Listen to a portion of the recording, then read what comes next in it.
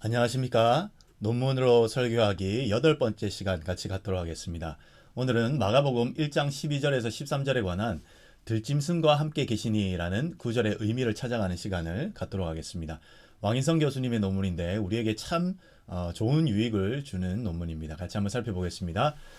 왕희성 교수님의 논문 마가복음 시험기사 마가복음 1장 12절에서 13절 들짐승에 관한 해석적 고찰이란 제목의 논문인데요. 이 논문을 통해서 마가복음에만 나오는 특수구절, 그러니까 들짐승과 함께 계셨다라는 이 한 문장이 도대체 어떤 의미를 품고 있는지 파악해 보겠습니다. 마태복음과 누가복음에는요, 예수님의 시험에 대해 상당히 구체적으로 묘사를 합니다. 예를 들자면 돌을 떡으로 만들어 봐라, 또는 성전에서 뛰어내려 봐라 라는 식의 이런 이야기들로 구성되어 있죠. 그런데 마가복음은요, 그런 것이 하나도 없습니다. 마가복음은 단 두 구절로 예수님의 시험이 너무 짧게 기록되어 있습니다. 마가복음 1장 12절과 13절을 제가 한번 읽어보도록 하겠습니다. 성령이 곧 예수를 광야로 몰아내신지라 광야에서 40일을 계시면서 사탄에게 시험을 받으시며 들짐승과 함께 계시니 천사들이 수종들더라. 이것이 끝입니다. 이것이 다입니다. 예수님과 사탄 사이에 대화도 없고 시험 내용도 없고 그냥 상황만 간단히 설명하고 끝이 납니다. 여기서 가장 큰 수수께끼는요, 역시 다른 복음서에는 없는 바로 들짐승에 관한 존재입니다. 마가는 이 들짐승이라는 표현 안에 어떤 신학적 의도를 숨겨 놓았던 것 같은데 그것을 오늘 파악하는 것이 핵심이라 할 수 있겠죠. 이 들짐승이라는 단어 하나를 두고 정말 여러 해석이 있어 왔습니다. 크게 한 세 가지 정도 해석이 있는데 그것들을 한번 살펴보고 두 가지 정도 해석의 큰 흐름이 있는데 그 두 가지를 알아보고 마지막에 이제 왕인성 교수님의 해석 이제 세 번째 해석까지 살펴보겠습니다. 첫 번째는 정말 소수의 의견인데 그냥 단순한 무대 장치라는 것입니다. 예수님이 얼마나 척박하고 외로운 광야에 혼자 있었는지를 강조하기 위한 배경 묘사일 뿐이다. 들짐승과 함께 있다라는 그 표현이 그냥 단순한 배경 묘사일 뿐이라는 것이죠. 특별한 의미는 없다고 이렇게 말을 합니다. 그냥 배경의 소품 같은 것이다라고 이제 설명합니다. 두 번째는 가장 많은 다수의 의견인데 바로 평화로운 공존의 의미로 보는 해석입니다.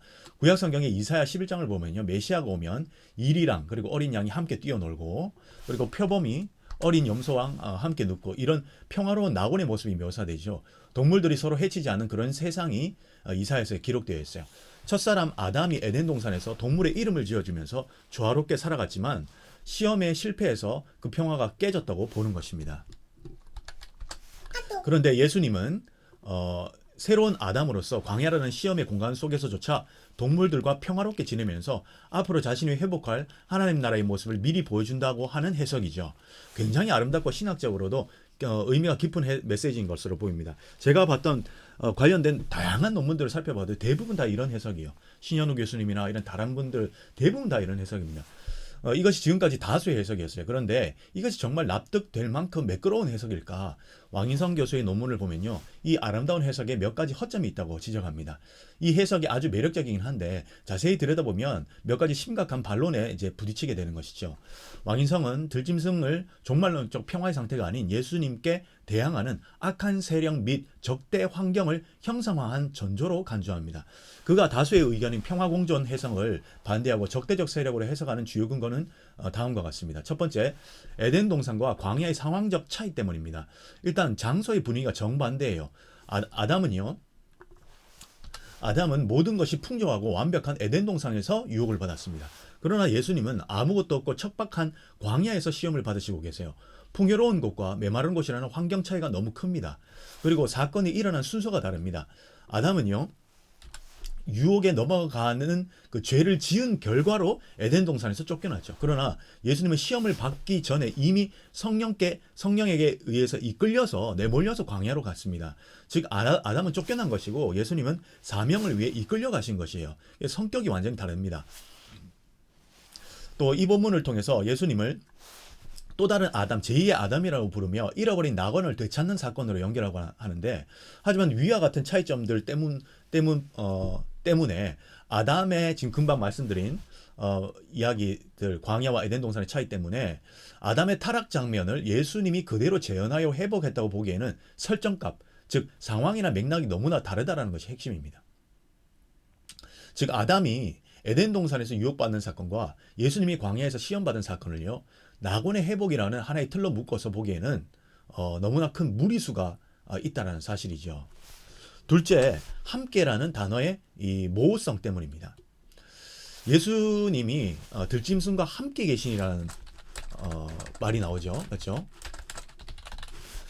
이 표현은요, 물리적인 근접성이나 현재 함께 있다라는 상황을 나타낼 뿐, 그 자체로 예수님에 대한 복종이나 이 동물들이 예수님에 대한 복종이나 우호적인 관계를 확정짓지 않으며 문명에 따라 적대적인 관계일 수도 있다고 왕위성은 주장합니다. 그렇죠.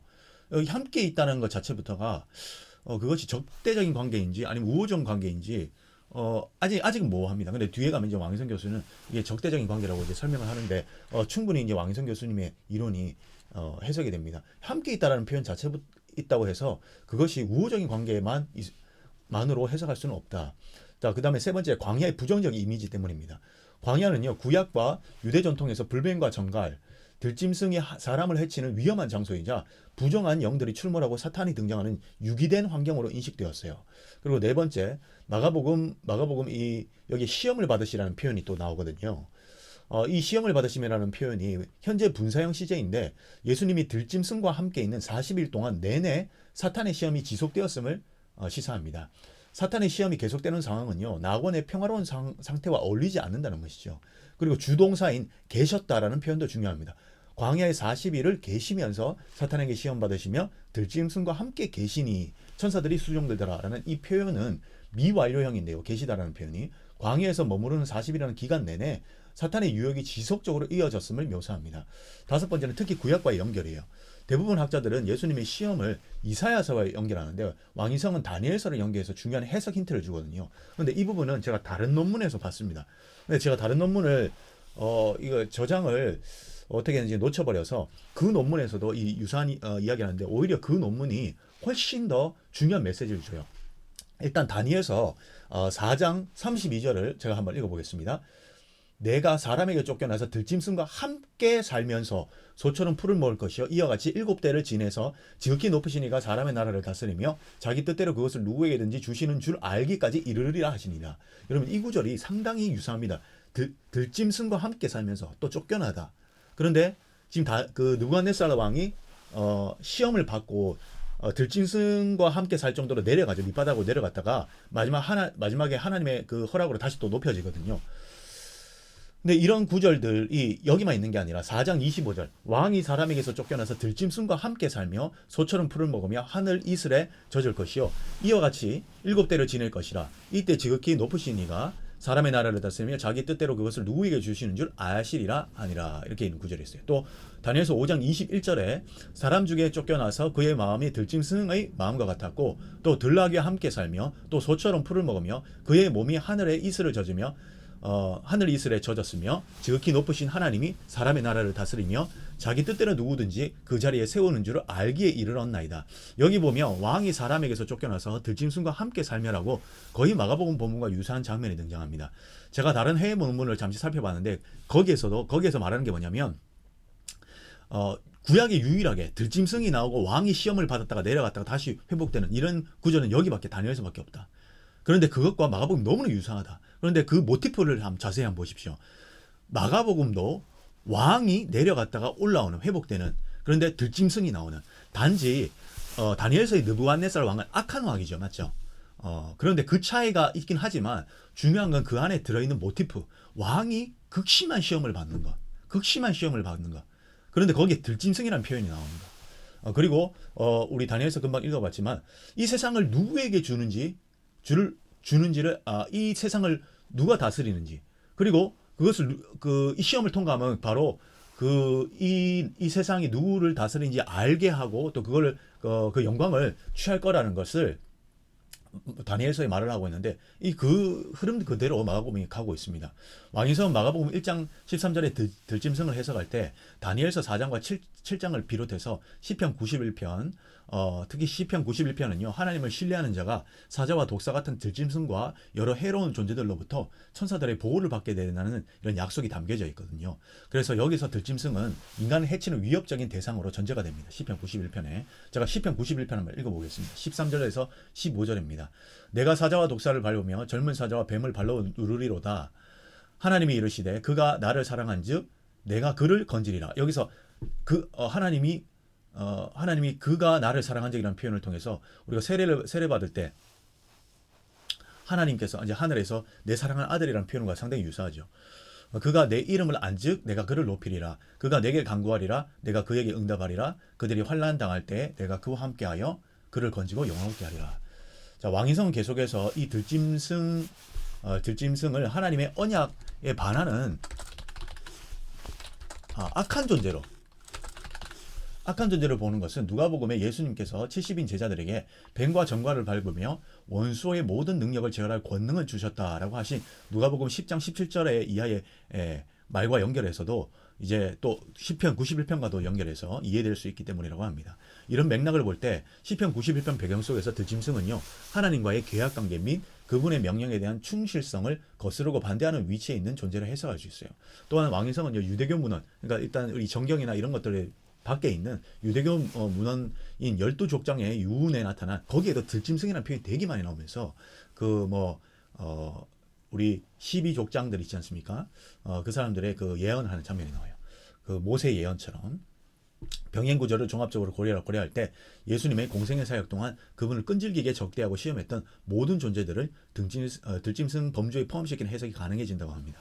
왕위성은 결국 다니엘서에서 느부갓네살의 꿈에 대한 다니엘서 해석을 다루는 4장과 그리고 7장에도 이 들짐승에 대한 언급이 있는데, 그곳에서도 들짐승은 왕적 권세를 갖고 악한 동료와 함께 하나님을 적대시하지만 궁극적으로 하나님에 의해 멸망당할 그 운명을 지닌 존재들을 상징화한다고 이렇게 보았습니다.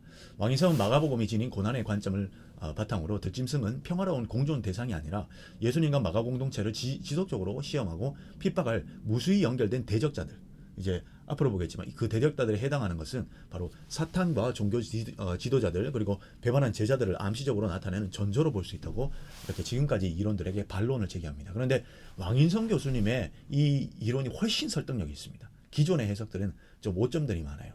논문들에서 인용한 학자 어니스트 베스트의 말에 의미가 있습니다. 사탄이 40일 내내 함께 있다면 낙원의 상태는 진정으로 존재하지 않았다. 평화로운 공존이란 끈질긴 시험은요, 양립하기 어려운 그림이다 라고 이렇게 말했거든요. 그야말로 구약 성경의 광야는 긍정적인 장소가 아니었습니다. 신명기 8장 같은 곳을 보면요, 광야는 불뱀과 정갈이 나오는 위험하고 건조한 시험의 장소이지 결코 평화로운 공간이 아니었어요. 이스라엘 백성이 하나님을 시험하고 또 하나님께 시험을 받았던 그런 고난의 공간이었죠. 이런 점을 다 종합해 보면 평화로운 공존이라는 해석은 어딘가 어색한 부분이 남습니다. 사탄이 버티고 있는 그 위험한 광야에서 동물들이랑 사이좋게 지낸다는 그림이 잘 어울리지 않는다는 것이죠. 그럼 이 들짐승을 어떻게 해석해야 할까요? 바로 이 들짐승의 이 점이 바로 이 논문이 제시하는 소수와 다수의 의견을 넘어선 세 번째 해석인데, 상당히 설득력이 있습니다. 예, 저도 여기에 이제 동의하는 것이죠. 이 해석의 핵심은요, 들짐승이 평화의 상징이 아니라 정반대로 사탄과 연합한 적대적 상징임을 메타포라는 것이죠. 그리고 이 시험 장면 전체가 앞으로 마가복음 전체에서 펼쳐나갈 갈등과 고난을 미리 보여주는 문학적 장치, 즉 전조의 역할을 합니다. 마가복음 서문격인 1장 1절에 15절까지 예수님의 여정 전체를 농축해서 보여준다는 시각입니다. 그러니까 이것은 40일로 끝나는 이벤트가 아니에요. 40일로 끝나는 시험이 아닙니다.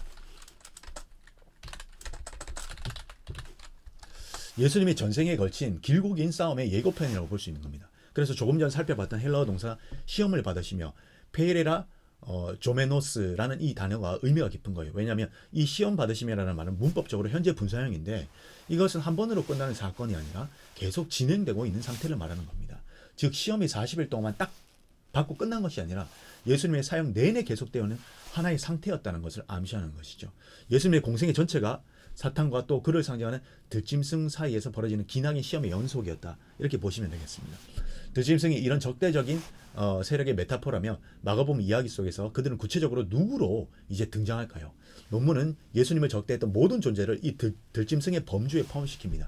구체적으로 살펴보면 정말 놀랐습니다. 우선 가장 예상하기 쉬운 그룹이 바로 종교 지도자들이죠. 바리새인, 서기관들, 대제사장, 이런 제사장들. 이 사람들은 예수님의 예수님을 신성 모독으로 고발하고 죽이려고 모의하고 계속해서 예수님을 시험에 빠뜨리려고 했습니다. 그런데 왕인성은 이 들짐승의 범위가 거기에 그치지 않고 훨씬 더 넓혀봅니다. 다음은 예수님의 가족과 고향 사람들이죠. 가족들은 예수님이 미쳤다고 생각해서 붙잡으러 오기까지 합니다. 그리고 고향 사람들은 예수님을 배척하기 시작합니다. 하지만 가장 아픈 들짐승은 따로 있습니다.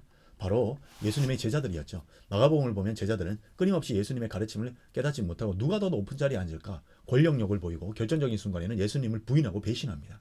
특히 수제자였던 베드로는요. 예수님이 십자가 고난의 길을 가겠다고 하셨을 때 그것을 막아서다가 사탄아 내 뒤로 물러가라는 엄청난 꾸짖음을 듣기까지 합니다. 예수님의 길을 가로막은 또 다른 시험이 가장 가까운 사람들에게서 온 것이지요. 베드로를 사탄이라고 부른 장면과 광야에서 사탄에게 시험받는 장면이 이런 식으로 연결될 수 있는 것입니다.